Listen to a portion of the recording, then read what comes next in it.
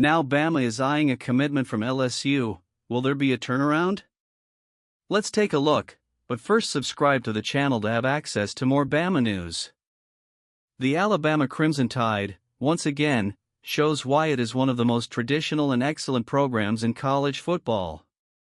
With the early signing day approaching, the moves to strengthen the 2025 class gain even more intensity. Currently with 22 commitments, the class already ranks second in the country, according to the 247 Sports Composite.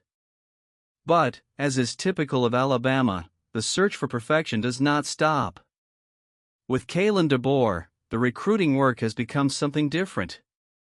The 2024 class has already been a success, with 27 commitments and the number 2 position in the national ranking. Still, DeBoer and his team are not content with second place.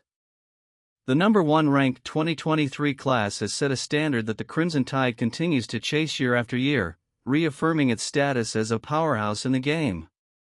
Now, the spotlight is on one name in particular that could make a difference. 4-star wide receiver Meadows is at the top of Alabama's priority list. Currently committed to LSU, Meadows is an undeniable talent.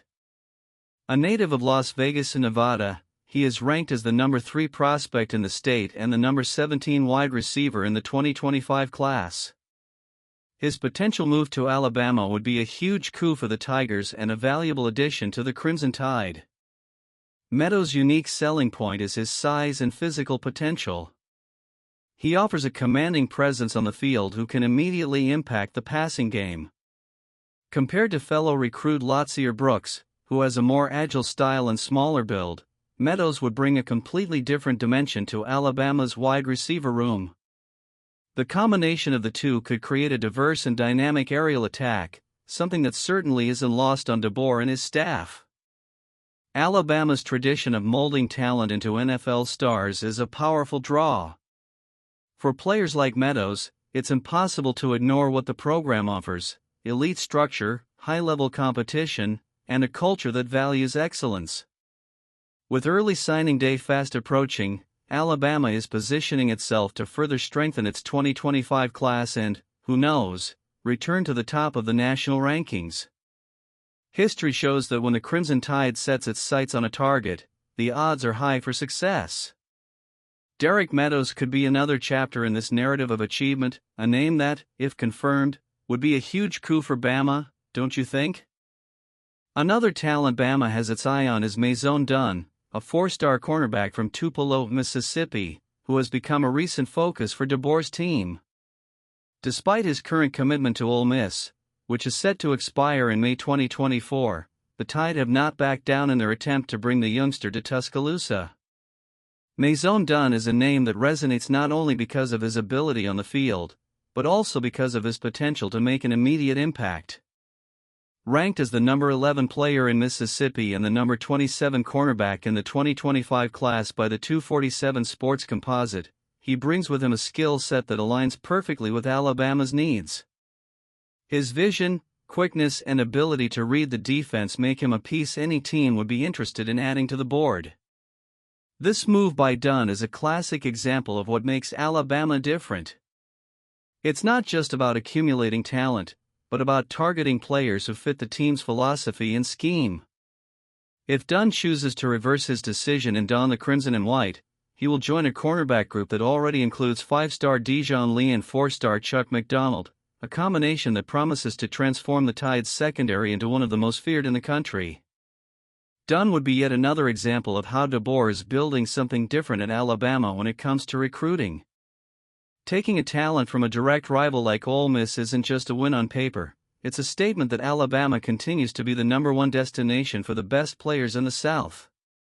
For Meadows, the choice between Ole Miss and Alabama could define the course of his college career and, potentially, his football future. In Tuscaloosa, he will find not only a history of championships and victories, but also an environment that constantly challenges and molds players to reach their full potential.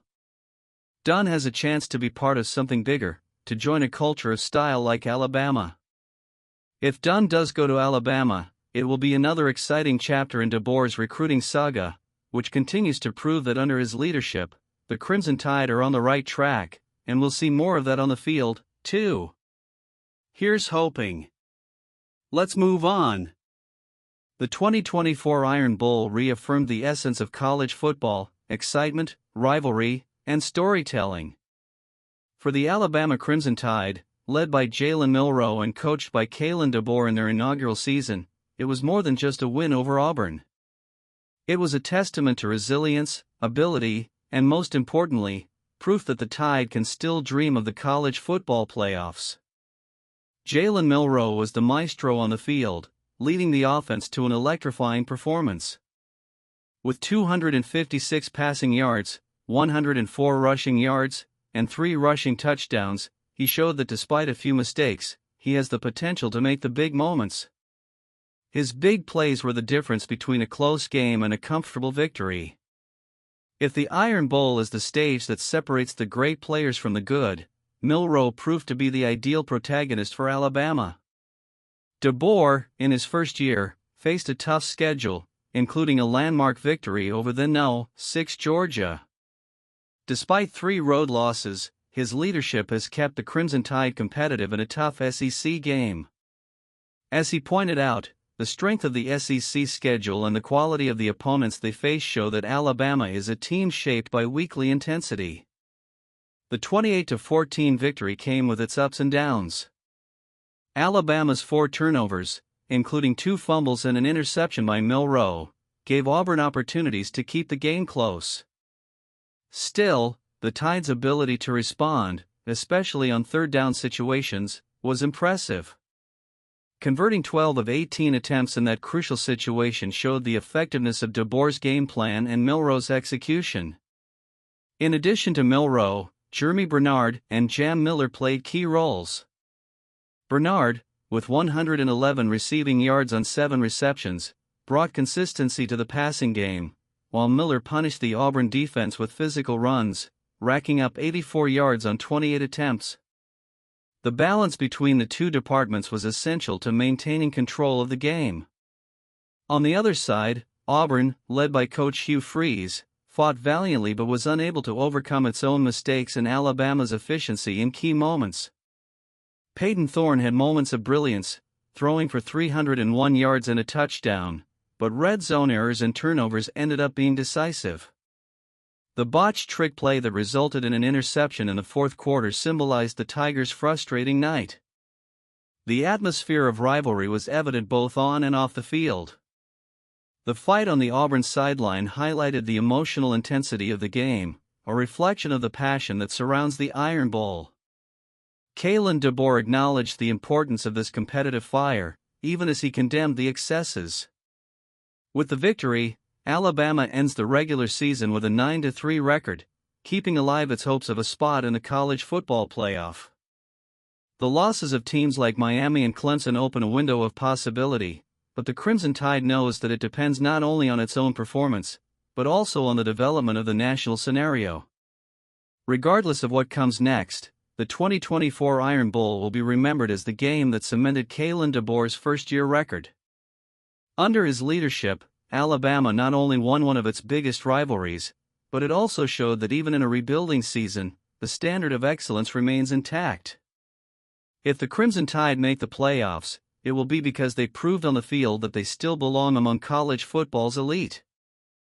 Alabama Athletics Director Greg Burns stepped in with a robust pitch, reinforcing why the Crimson Tide deserves to be a top 12 team in this year's college football playoff. His message couldn't be clearer: Alabama has faced one of the most challenging schedules in the country, and that should be taken into account when the selection committee makes its final decision. Not all schedules and conferences are created equal, Byrne wrote in a blog post on X. And he's right. Alabama's schedule this season has been a true test of its endurance. Despite 3 upset losses to Vanderbilt, Tennessee, and Oklahoma, Byrne highlighted the strength of its schedule as a differentiator that can't be ignored. The crux of Byrne's argument lies in the first principle listed by the CFP selection committee: strength of schedule. The Crimson Tide has faced tough opponents both inside and outside the conference, something Byrne made sure to emphasize when he noted the team's commitment to scheduling challenging non-conference matchups. He also noted that Alabama has consistently faced the toughness of the SEC, considered the most competitive conference in college football, on a weekly basis. The stats Byrne brought to light speak for themselves. The chart shared in his post revealed that Alabama has the second best opponent winning percentage and ranks fourth in ESPN's Football Power Index, which measures overall efficiency and team strength. Additionally, the Tide has recorded 3 wins against teams currently ranked in the CFP Top 25 and 4 against teams ranked or receiving votes in the Associated Press Top 25 at the time of the matchups. 6 of Alabama's 8 wins have come against bowl-eligible teams, a clear indicator of the quality of the opponents they've faced. Byrne knows the committee will have to balance the merits of multiple teams with similar records. Strength of schedule isn't the only factor, but for Alabama, it's a powerful argument. The program led by Kalen DeBoer in his first year, despite its setbacks, maintained its competitive identity and showed the ability to face and defeat tough opponents. The victory over the No. 6 Georgia was a clear example that the Crimson Tide can compete at the highest level. If Alabama secures the 11th seed in the CFP, it will face number 6 Notre Dame in an opening game that promises to be a classic, with the possibility of advancing to face number 3 SMU in the quarterfinals. For Byrne, this is the opportunity the Crimson Tide deserves, not only to continue to fight for the title, but also to demonstrate that Alabama football, even in a transitional year, still belongs to the elite of college sports. Now, it is up to the CFP committee to decide whether this narrative will be enough to give the Tide a chance to continue to fight for the national championship. And what do you think? Comments are important.